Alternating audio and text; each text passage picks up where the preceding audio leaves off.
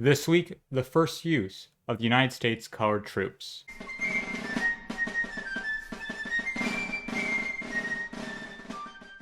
First thing this week, we go to western Missouri and eastern Kansas for the skirmish at Island Mound.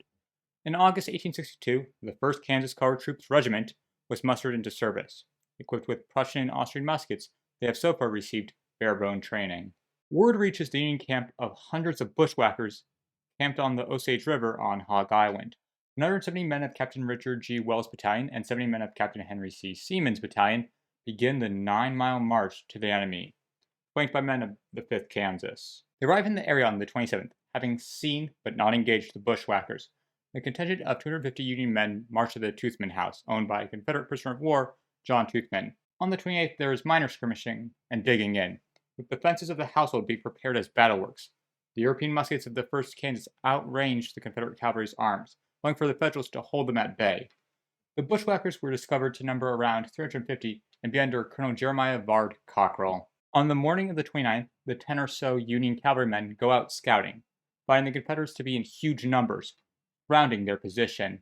When they report their findings to the Union command, they finally realize how desperate their situation is.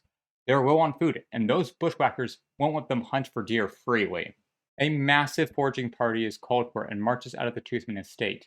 They move through the tall prairie grass until they come across those rebel cavalrymen at 300 yards away. The bushwhackers don't close the distance, instead firing their revolvers. The African-American skirmishing party kneels and opens fire. Rebels are forced back and pursued, but the horses move faster than the Federals. The foraging party returns to the Toothman estate, now being called Fort Africa, and the famished 1st Kansas enjoy a meal. But the battle isn't over yet, as the rebels appear outside the Federal breastworks and begin to set fire to the dry prairie grass. John Sixkiller, a Cherokee cavalryman, is ordered to scout the Confederates out. He takes on a contingent of unmounted African Americans. Some say they were his slaves before the war before being freed, others say they were just escaped slaves with no connection to him.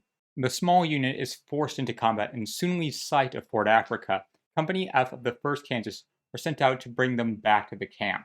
When they reach the open fields of grass, they come upon a harrowing sight.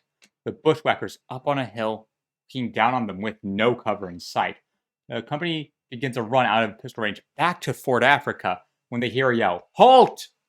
It's from their commanding officer. "Form ranks!" They form a battle line. The rebel horsemen come charging down. Wild pistol shots come down from the hill, and then fire! The Confederates reach their rank. The men fall down dead. Captain Crew of Company A, who went with Company F, kept on getting up to rally his men, being shot many times before succumbing to his wounds. Lieutenant Garter, who gave the order, was shot 3 times. Lieutenant Garter, who gave those orders, was shot 3 times and almost killed until his men rallied around him, using bayonets to drive off the would-be executors. The company is in the Confederates' territory, the open area being perfect for cavalry, but the men don't break, instead fighting hand-to-hand with the bushwhackers.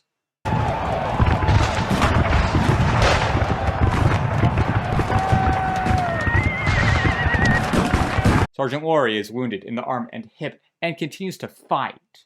A one-man army on the field, earning the respect of his men who are broken up in the brawl. The Confederates are then faced with something they never expected, a rolling volley, forcing them back and breaking the siege. The Union lost 8 killed. John Sixkiller, Captain Crew, Corporal Joseph Talbot, Private Samuel Davis, Private Thomas Lane, Private Marion Barber, Private Allen Rhodes, Private Henry Gash, and 11 wounded. Confederate losses are unknown. Some say anywhere from 30 to 40 killed. The battle is a strike against those who push back against the use of African Americans in combat roles, saying they are unfit to be soldiers. This battle has proved them wrong. Then to the midterms. Let's go over some bare-bone items. Reappointment. Ohio, New York, South Carolina, Tennessee, and Virginia are all to lose 2 seats. Ohio and New York being battleground states in the upcoming election. Maine, Pennsylvania, Massachusetts, Kentucky, Maryland, Alabama, Georgia, and North Carolina are all to lose 1. Maine and Pennsylvania are battleground. Massachusetts is hard Republican. Kentucky is Unionist to its core. Maryland is split between Unionists and Democrats, and looking like it might go the way of Jackson's party this year. Oregon, Indiana, Delaware, Kansas, Minnesota, New Jersey, New Hampshire, Rhode Island, Connecticut, Vermont, California, Florida, Mississippi will all remain the same. Indiana, New Jersey, New Hampshire, Rhode Island, Vermont, California, and Connecticut are very Republican. Minnesota is a toss-up after the Dakota War, though. Arkansas and Louisiana are to gain a seat, but of course they're not currently sending anyone to Congress. Michigan, Missouri, and Texas are all set to gain 2. Michigan being safely Republican with some opportunities for the Democrats to steal maybe 1 or 2 seats. Missouri is a Democrat stronghold that at most has to contend with a few Unionists. Wisconsin is to gain 3 seats and is a Republican state. Ohio is to gain 4 and is strongly Republican. And Illinois is to gain 5 seats, and it's looking split down the middle. 184 seats, 58 vacancies, 126 seats up for grabs. To the Senate, Connecticut, Maine, Massachusetts, Ohio, Michigan, Vermont, Wisconsin, New York, Rhode Island, California, Minnesota, Missouri, Virginia, Maryland, Pennsylvania, New Jersey, Indiana, and Delaware are all up for election. Next week will be election night. I will cover all elections for the 38th Congress that happened before the 38th Congress starts. Then there is Sickles. He cares not for the midterms. Either way, he wins, because the time he spends with Miss Lincoln's seances are times for handshaking and backroom deals. Even being charmed to speak with abolitionist Senator Charles Sumner from Massachusetts, who is up for election this year but is safe.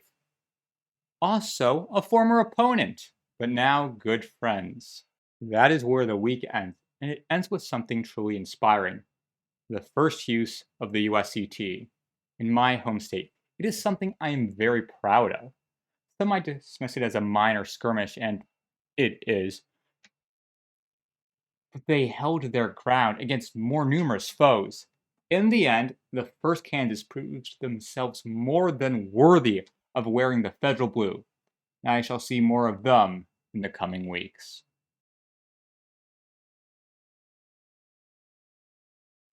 I would like to thank my 2 loyal Patreons. Your support means so much to me. And I would also like to take the time to just delve into the future a little bit. Next week, I will be covering the 1862 midterms. Again, not all of the elections happened before the 38th Congress starts. If I did it correctly, these should be all the ones that happened before March 4th, 1863. Also, I hope you can all bear with me. There isn't a lot of good information on this. A lot of this stuff was backroom state legislatures. They came out with a decision. We don't really know how they arrived there. I had a hard time finding information on pretty big state elections. I shall be, of course, covering all the intrigue that I can. And, well, I hope you can bear with me through. Some of it might seem a little rushed. It's what I have to go off of. Thank you, and I shall hopefully see you next week.